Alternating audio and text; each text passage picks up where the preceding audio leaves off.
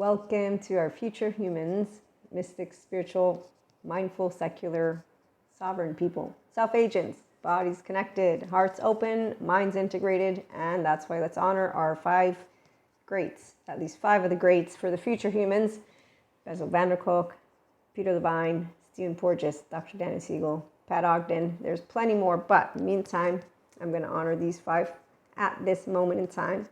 Let's start with Bessel. The only way we can change the way we feel is by becoming aware of our inner experience and learning to befriend what is going on inside ourselves. Yes, so the body in connection, pretty straightforward. We have a lot of gooiness going on, and we know how to navigate to the beat of eustress. Integrated brains have the nice part about being able to be in a body that recognizes when we are angry, afraid, and sad, those main subcortical areas from Dr. Daniel Siegel's PDP framework and more. But let's continue honoring Bessel for a minute, and then we'll move back to others. Trauma sits in your automatic reactions and your dispositions and how you interpret the world. So in order to really rewire those automatic perceptions, you need to have deep experiences that for your survival brain contradicts how you are now disposed to think. That's actually really fascinating when you find out from Stephen Porges that biologically rude people, they don't choose their biological rudeness. No, they're actually not aware of the sense of awareness of reciprocity. They also aren't aware that other people have feelings, because the emotionally immature person is not, again, in their prefrontal cortex, in case you didn't know that.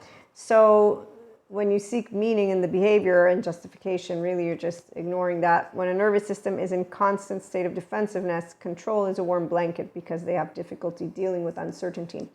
And so they're looking for a sense of control, which is a sense of predictability, but they're using their past, which is where, as Pat Ogden points out, when we learn to read the body and track its language, that is the somatic narrative. It's the narrative of the body. The verbal story is secondary to the somatic narrative because the body really speaks and cannot be deceived by minds. And as Peter Levine also points out, trauma is stored in the muscles, bones, and tissues, and that it's when you can feel the body as a container that now the emotions and the sensations do not feel as overwhelming. And in fact, Stephen Porges goes on to share how he hopes that therapists can at some point, shape, or form understand that one, trauma is not the event, it's the response, and that the triggers that we look at are not based on words or scripts, that they are physiological states. And so with that, again, they are helping all of us. I forgot Dr. Daniel Siegel, but I'll be back. Hold on.